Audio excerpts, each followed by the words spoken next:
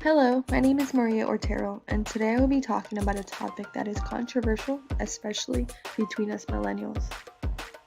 Have you ever learned something in school, or heard a story and heard it completely different than its original version? Well, it's become a recent issue of having to censor lectures, speeches, and so on due to it being triggering. I believe trigger warnings should be used to notify, not to censor. Universities and colleges are beginning to stray away from controversial topics in the classroom due to it possibly offending someone. I'm all for warning someone on the context of a writing, video, speech, and etc. if it's going to distress them due to past experiences or trauma, but it shouldn't be completely excluded because of that. When you exclude something because it's controversial or triggering, it does a lot of hurt.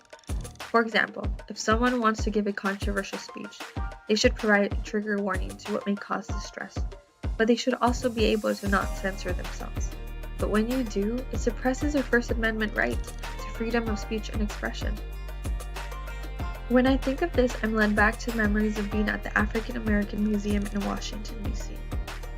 The museum included different stages of history throughout the building, and I remember walking to an exhibit with a bright red letter saying warning, and below it, images outlined in red may not be suitable for younger or sensitive visitors.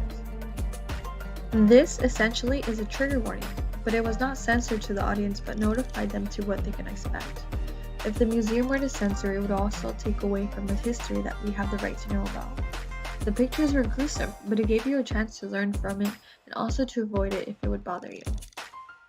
Art and movie are now becoming something to provide a trigger warning for before you see it, which, like I mentioned before, is not a bad thing, but the censorship is. And when censorship occurs, it derails people from their creativity and telling about their own past experiences if they want to. Someone's testimony of their life and recovery from a trauma can cause distress to someone, but can also teach and help others and give them advice. All in all, trigger warnings aren't necessarily bad, but the extent that it has gone in certain schools already shows how it can do more hurt than good when used improperly.